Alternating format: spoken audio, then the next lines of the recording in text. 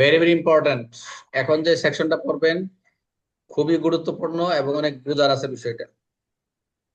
Panel কোডের 99 ধারা, যেটা হচ্ছে আপনার হচ্ছে গোল্ডেন অফ রুলস, মানে আমরা যেটা বলি, এটাই হচ্ছে আপনার এই ধারাটা যদি আপনারা মাথায় রাখতে পারেন, তাহলে আপনার মনে করেন অস্ত্র অস্ত্র যেরকম সেফটিকে সেফ পজিশন থাকে, আত্মরক্ষার ব্যক্তিগত প্রয়োগ করার জন্য আপনার 99 হচ্ছে সেফ পজিশন।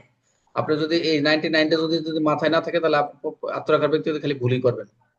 আপনার সবসময় মাথায় রাখবে যে আমি যে গুলিটা করতেছি, আমি যে আত্মরক্ষাটা নিচ্ছি, যে 99টি সীমাবদ্ধতা ক্রস করতেছে কিনা, 99 আমার সামনে আসতেছে কিনা। 99 যদি আমি ক্রস করি, তাহলে আমার আত্মরক্ষার ব্যক্তিগত প্রয়োগ করা যাবে না। এরকম বাস্তব আমরা অনেক উদাহরণ দেখছি। দেখা গেছে পরে পরে যখন জেরা হয় বা বিভিন্ন আসামি পক্ষ যখন রাষ্ট্রপক্ষ যখন প্রশ্ন করে, তখন আসামি ব্যতিক্রম যখন সুবিধা নিতে যায়, তখন বলে যে আপনি তো সরকারি কর্তৃপক্ষ, আশ্রয় লাভের সময় ছিল, আপনি কেন ফায়ার করে দিচ্ছেন। একদম তাই, তখন 99 বিধি লঙ্ঘন করেছেন, যার ফলে আপনি আত্মরক্ষার সেই সুযোগ সুবিধাটা পাবেন না। তো এই জন্য 99টা খুবই ভেরি ভেরি ইম্পর্টেন্ট, এই জন্য একটু ভালো করে বুঝতে পারবেন। তাহলে আমরা শুরুতে যাই। আমরা যদি এটাকে দেখি যে যে সকল ক্ষেত্রে ব্যক্তিগত প্রতিরক্ষার অধিকার প্রযোজ্য নয় বা সীমাবদ্ধতাটা কি, অর্থাৎ বাংলা ব্যাখ্যা আমরা যেটা দেখলাম যে 99 ধারা কিছু পরিস্থিতি ব্যক্তিগত অধিকার প্রযোজ্য নয়, অর্থাৎ সব ক্ষেত্রে আত্মরক্ষার অজুহাত শক্তি ব্যবহার করা যাবে না। যে সব ক্ষেত্রেই আপনি বলতে পারেন যে আত্মরক্ষা ব্যবহার করছি, বাট আপনি ঠিক আছে, আপনি আপনাকে এই আত্মরক্ষার অজুহাতে শক্তি ব্যবহার করা যাবে না, এই যে একটা কথা বললো যে আমি আত্মরক্ষার ব্যক্তিগত অধিকার প্রয়োগ করছি, ঠিক আছে ব্যবহার করছেন, তাহলে আপনি 99টা করছেন দেখছেন। তা নিম্নলিখিত ক্ষেত্রে যে এই যে এতক্ষণ যা যা ব্যবহার করছেন আত্মরক্ষার ক্ষেত্রে ব্যবহার করছেন, এখন ব্যবহার করতে পারবেন না। অর্থাৎ এই ব্যক্তিগত এই অধিকারের ক্ষেত্রে, রাইট অফ প্রাইভেট ডিফেন্সের ক্ষেত্রে, যে এখানে কি কি সীমাবদ্ধতা রয়েছে, এই 99টা হচ্ছে সীমাবদ্ধতা। এই রফিক আসছে ক্লাসে? স্যার আছি স্যার, আমি শুনতেছি। আমি একটু বাইরে তাহলে আসছিলাম স্যার। তাহলে 99টা হচ্ছে সীমাবদ্ধতা। আত্মরক্ষার ক্ষেত্রে বলছি যে একটা খেলার মাঠ যেরকম থাকে, এই খেলার মাঠের আপনি বাইরে যেতে পারেন। খেলার মাঠে যে নিয়মগুলো রয়েছে, এই নিয়মগুলো যদি ভঙ্গ করেন, তাহলে আপনি কি হবেন, আপনি কি হবে, যে ত্রুটিগুলো রয়েছে, যে যেটাই বলে না কেন, যে নীতিমালা লঙ্ঘন হবে। তাহলে এখানে আপনি যে মাঠে গমন করবেন, আপনাকে ফিল্ডে সারিতে দেওয়া হবে একজন অফিসার হিসেবে।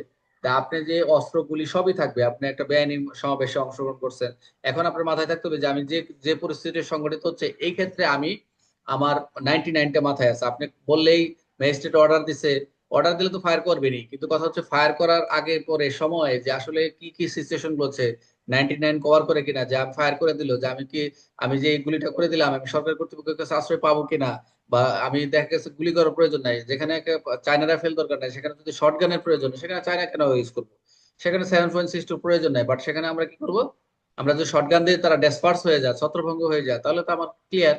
এটাই বলছে 99-এ যে এই বিষয়গুলো খেয়াল রাখতে হবে। তাহলে আমরা দেখি চারটা শর্ত রয়েছে, এবং চারটা যে বিষয়গুলো রয়েছে এখানে সবাই এখান থেকে মুখস্থ করবেন চেষ্টা করুন। মেন বই যেটা আছে চারটা, এই এখান থেকে লিখবেন, কোনো গাইড বর্ণনা থেকে সহজভাবে মুখস্থ করবেন না।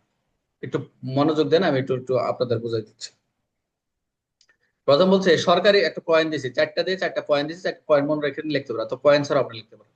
যে সরকারি কর্মচারী কাজের বিরুদ্ধে, আমরা যে কাজগুলো করবে, আমরা যে দায়িত্ব পালন গুলো করবো, এই ক্ষেত্রে যদি কোনো সরকারি কর্মচারী, পাবলিক সার্ভেন্ট, তার দায়িত্ব পালনের সময় সৎ বিশ্বাসে, গুড ফেইথ আমরা যে পড়ে আসছি, আই রিপিট, যদি কোনো সরকারি কর্মচারী তার দায়িত্ব পালনের সময় সৎ বিশ্বাসে যদি কোনো কাজ করে, সেই সাথে মৃত্যু বা গুরুতর আশঙ্কা না থাকে, যেখানে কাজটা করতেছেন আপনি বেআইনি সমাবেশ, কি কাজ করতেছেন, কোনো একটা বেআইনি সমাবেশে অংশগ্রহণ করছেন, সেখানে আপনি অনেক সমাবেশ হচ্ছে, এখানে অনেক বৈধই হচ্ছে, কিন্তু অবৈধ হয়ে সমাবেশটা অবৈধ হয়ে গেছে।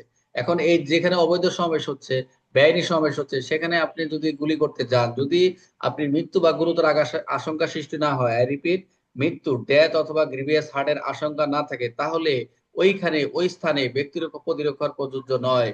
যদিও আইনগত বা পুরোপুরি সঠিক নাও হতে পারে, এই যদিও কথা লেখা দরকার নাই, সেখানে আত্মরক্ষার ব্যক্তিগত অধিকার প্রয়োগ করা যাবে না, যাবে না, যাবে না।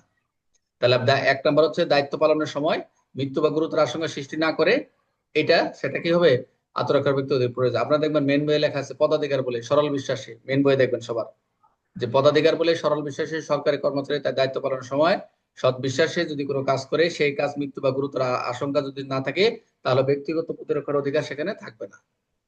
2 নাম্বার দেখেন, সরকারি কর্মচারী নির্দেশে করা কাজ, একই কথা, বাস উপরটা হচ্ছে সরকারি কর্মচারী কাজের বিরুদ্ধে, আর এখনটা হচ্ছে সরকারি কর্মচারী নির্দেশে, অর্থাৎ পদাধিকার বলে সরকারি কর্মচারী নির্দেশে, আপনি যে গেছেন ওখানে একজন আইজি স্যারের অর্ডার থাকবে, একজন নির্দেশ দিবে, বা ওখানে আপনার ম্যাজিস্ট্রেট উপস্থিত থাকবে, আপনার সিনিয়র একজন অফিসার ইনচার্জ থাকবে, তাদের যে নির্দেশে যে কাজটা করবেন। ওসি স্যার বলবে যে আপনি ফায়ার করেন, এই সবাই ফায়ার করো। এই যে দায়িত্ব পালনের সময় এখানে কি করলো, একজন সরকারি কর্মচারী উনি, তাহলে সরকারি কর্মচারী আমি বললাম ম্যাজিস্ট্রেট অর্ডার দিয়েছে গুলি করো, তো এখানে সরকারি কর্মচারী নির্দেশে যদি কোনো সৎ বিষয়ে কোনো কাজ করে, যদি অর্ডার দেওয়ার পরও অর্ডার করেছে যে অর্ডার দিছে ফায়ার করো, কিন্তু সেখানে অর্ডার দেওয়ার পরে যদি মৃত্যু বা গুরুতর আশঙ্কা সৃষ্টি না থাকে, সেখানেও আত্মরক্ষার ব্যক্তি অধিকার প্রয়োগ করতে পারবে। সিম্পল পার্থক্য এক এবং দুই, ওটা সরকারি কর্মচারী দায়িত্ব পালন, এটাও দায়িত্ব পালন, বাট এখানে যে সরকারি কোনো নির্দেশ পাইছেন, একই জিনিস, জাস্ট খালি মুখস্থ করে কপি পেস্ট করবেন, কোনো কিছু না। ক্লিয়ার সবার? মনোযোগ দেন, অনেকেই পারবে না। দুই নম্বর হচ্ছে পদাধিকার বলে সরল বিশ্বাসী সরকারি কর্মচারীর নির্দেশে, জাস্ট পার্থক্য এইটুকু, উপরটা নির্দেশ নাই, উপরটা খালি লিখবেন তার দায়িত্ব পালনের সময়, আর নিচে লিখবেন হচ্ছে সরকারি কর্মচারীর নির্দেশে। যদি এইটুক মাথা থাকে নিজের মতো লেখা যায়, ওই অন্য গাইড মাইড করেন না। তিন নাম্বার, সরকারি কর্তৃপক্ষের সাহায্য নেওয়ার সুযোগ থাকলে, আপনি যে গুলি ফায়ার করতেছেন, আপনি এমন একটা পর্যায়ে এমন একটা পরিস্থিতিতে আছেন, এখন আপনি থানার হেল্প নিতে পারতেছেন, সরকারি কর্তৃপক্ষ হেল্প নিতে পারতেছেন, এর আগে আপনি কি করছেন, গুলি করে দিচ্ছেন। বলছে না, যদি পরিস্থিতি এমন হয়, যদি সরকারি কর্তৃপক্ষ বা যেমন পুলিশের সাহায্য নেওয়ার সময় সুযোগ থাকে, তাহলে প্রতিরক্ষার ব্যবহার করতে পারবেন না। এক কথা হচ্ছে সরকারি কর্তৃপক্ষ আশ্রয় লাভের সময় সুযোগ হলে আপনি এই আত্মরক্ষা ব্যক্তিগত অধিকার কি করতে পারেন, ব্যবহার করতে বা প্রয়োগ করা যাবে না। খেয়াল রাখতে হবে, এটা হলো সময় সুযোগ থাকে, খুব ইম্পর্টেন্ট এটা। সরকারি কর্তৃপক্ষের সাহায্য নেওয়ার সময় থাকলে আত্মরক্ষা ব্যক্তিগত অধিকার হবে না। তাহলে আমরা এক নম্বর দেখলাম দায়িত্ব পালনের সময়, দুই নম্বর পেলাম হলো সরকারি কর্মচারীর নির্দেশে, একই জিনিস। এক এবং দুই পার্থক্য সিম্পল, যে দায়িত্ব পালন সৎ বিশ্বাসে যদি সরকারি কর্মচারী কোনো কাজ করে সেটা, আর হলো সরকারি কর্মচারীর নির্দেশ হচ্ছে দুই নম্বর অপশন। তিন নম্বর হচ্ছে সরকারি কর্তৃপক্ষের সাহায্য নেওয়ার যে সময় সুযোগ সেই ক্ষেত্রে ব্যবহার হবে না। সর্বশেষ পয়েন্ট হচ্ছে চার, প্রতিরক্ষার জন্য বা আত্মরক্ষা ব্যক্তিদের প্রয়োগ করে যতখানি ক্ষতি করা প্রয়োজন, এর বেশি ক্ষতি করা যাবে না। এর এই অধিকারটা বিস্তৃত করা নাই, যতটুকু ক্ষতি করা প্রয়োজন অতটুকু ব্যবহার করা যায়, এর বাইরে ব্যবহার করা যাওয়ার সুযোগ নাই। মূল কথা হচ্ছে চার নাম্বার যেটা দেখলাম, অল্প ক্ষতি। যদি কাউকে আমরা শটগানে ফায়ার করে যদি ড্যাসপার্স হয়ে যায়, এখানে মনে ভারী কোনো অস্ত্র বা ভারী কোনো ব্যবহার করার প্রয়োজন নাই, যতটুকু ক্ষতি করা প্রয়োজন ততটুকু ক্ষতি করা প্রয়োজন। এই যে আপনার বিভিন্ন সময় সোশ্যাল মিডিয়াতে ভাইরাল, এক কনস্টেবল বা দেখবেন একটা ভাইরাল হয়েছিল, যে সবাই পেটাচ্ছে কিন্তু সে বাড়িটা দিছে, লাঠির বাড়িটা দিছে কিন্তু একটা লোহায় বা একটা জায়গায়, তাদেরকে না মেরে, এটাই ভাইরাল হয়েছে। যদি কথা হচ্ছে গুলি না করে তাদেরকে কৌশল অবলম্বন করে তাদেরকে ডিসপার্স করা যায়, সেটাই হচ্ছে রাইট অফ প্রাইভেট ডিফেন্স। খেয়াল রাখতে হবে। মূল কথা হচ্ছে এই 99 এর মূল কথা হচ্ছে যে তো প্রতিরক্ষার অধিকারের যে সীমাবদ্ধতা নির্ধারণ করে। একটা উদাহরণ দিচ্ছি, একজন পুলিশ অফিসার আইন অনুযায়ী ব্যক্তিকে গ্রেপ্তার করতে আসে, গ্রেপ্তার করতে ব্যক্তি জানে যে তিনি পুলিশ অফিসার, তবুও তিনি আত্মরক্ষার অজুহাতে পুলিশকে আঘাত করেন। যে একজন পুলিশ তাকে গ্রেপ্তার করতে গেছে, এখন জানে পুলিশ, তারপর তার গায়ে আঘাত করছে। এখন পুলিশ অফিসার জানার পরে তবুও তিনি আত্মরক্ষার অজুহাতে পুলিশকে আঘাত করছে। এখন এই ক্ষেত্রে প্রতিরক্ষা অধিকার প্রযোজ্য না, কারণ পুলিশ তার দায়িত্ব পালন করছে। বুঝতে পারছেন? খেয়াল রাখবেন। আচ্ছা, ব্যক্তিগত প্রতিরক্ষার সীমাতে কোন ধারায় কথা বলা রয়েছে আমরা? 99। সরকারি কোন কোন ক্ষেত্রে ব্যক্তি অধিকার থাকবে না? অবশ্যই সরকারি কর্মে সৎ বিষয়ে কাজ করলে, মৃত্যু আশঙ্কা না থাকলে, সরকারি কর্তৃপক্ষ সাহায্য এই সবগুলো, এগুলো পরীক্ষা আসবে, খেয়াল রাখবেন। 99 ধারার মধ্যে ব্যক্তি প্রতিরক্ষার সীমাবদ্ধতা কোনটুকু? অবশ্যই সরকারি প্রতিশোধ না, অপরাধ প্রতিরোধ সময় না, সরকারি কর্মচারী কাজের বিরুদ্ধে অপরাধ।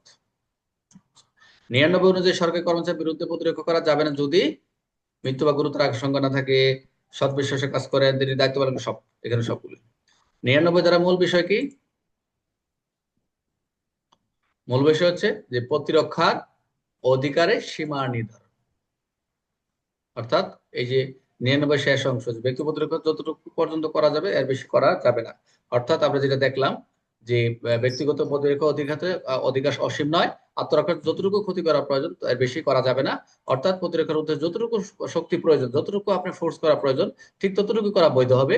এর অপ্রয়োজনীয় অতিরিক্ত করে কেউ যদি করে, তাহলে সেটা প্রতিরক্ষা সীমা অতিক্রম করেছে বলে দেখা গেছে। আপনার দরকার একটা একটা লাঠিতে যদি একটা মানে যতটুকু দরকার ওই যে শটগানের, কিন্তু এর চেয়ে অতিরিক্ত করেছে, সেটা কিন্তু আইনগত বৈধ বলে গণ্য হবে না, এবং সেটা মনে করতে হবে যে 99 সীমা লঙ্ঘন করেছে। আপনারা দেখবেন মেন বই পড়বেন, সবসময় মেন বই থাকবে, মেন বই বেড়ে যাবেন না। তার মানে আমরা যদি দেখি, যেটা আপনারা আহ ইয়েতে এই ব্যাখ্যায় আপনার মেন বই রয়েছে, যদি কোনো সরকারি কোনো তার দায়িত্ব পালন করতে কোনো কাজ করেন কিন্তু আক্রান্ত ব্যক্তি জানেন বা বিশ্বাস করার কারণে তিনি সরকারি কর্মচারী, তাহলে তিনি প্রতিরোধ অধিকার হারাবে না।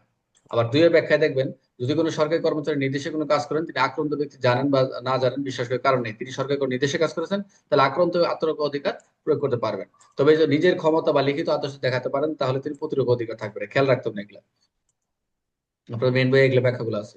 এখন রাতে একজন ব্যক্তি সাদা পোশাকে আগুন ধরে ফেলার চেষ্টা করলো, সাদা পোশাকে, তো ধরা পড়া ব্যক্তি বুঝতে পারলো না যে তিনি পুলিশ, তখন তিনি নিজে রক্ষা করার জন্য প্রতিরোধ করলো। এক্ষেত্রে প্রতিরোধ অধিকার প্রয়োগ করতে পারবে, কারণ সে জানতো না যে যে আক্রমণকারী সে একজন পুলিশ কর্মকর্তা ছিল। তাহলে আমরা অতিরিক্ত যেটা দেখলাম, এক্সটেন্ট যেটা দেখলাম, যে সীমা যতটুকু দেখলাম, যে সীমাটা হচ্ছে আমরা যতটুকু ক্ষতি করা প্রয়োজন ততটুকু, যতটুকু শক্তি প্রয়োগ করা প্রয়োজন ততটুকু না, এর বেশি প্রয়োগ করা যাবে না। তাহলে ব্যক্তিগত প্রতিরক্ষার অধিকার কতক্ষণ কতটুকু প্রয়োগ করা যাবে? প্রতিরক্ষার জন্য যতটুকু প্রয়োজন ততটুকু, এর বেশি না। আচ্ছা, তাহলে ব্যক্তিগত প্রতিরক্ষার ক্ষেত্রে কোনটি নিষিদ্ধ? প্রয়োজনীয় শক্তি ব্যবহার, অতিরিক্ত ক্ষতি করা, অতিরিক্ত ক্ষতি করা। আক্রান্ত ব্যক্তি না জানে না যে আক্রমণকারী সরকারি কর্মচারী, তাহলে কি প্রতিরক্ষার অধিকার থাকবে। আচ্ছা, সরকারি কর্মচারীর নির্দেশে তার কাজ করা ব্যক্তি যদি কর্তৃত্ব না দেখাতে পারে, তাহলে কি প্রতিরোধ করা কি যাবে। আর ব্যক্তির প্রতিরক্ষার অধিকার সম্পর্কে 99 কি নির্ধারণ করে? সীমা নির্ধারণ, সবসময় খেয়াল রাখবেন। এটা হচ্ছে সীমাবদ্ধতা। এই ছিল প্যানেল কোডে 99। 99 নিয়ে কারো কোনো কোশ্চেন আছে কিনা, কেউ বুঝতে পারছেন কিনা?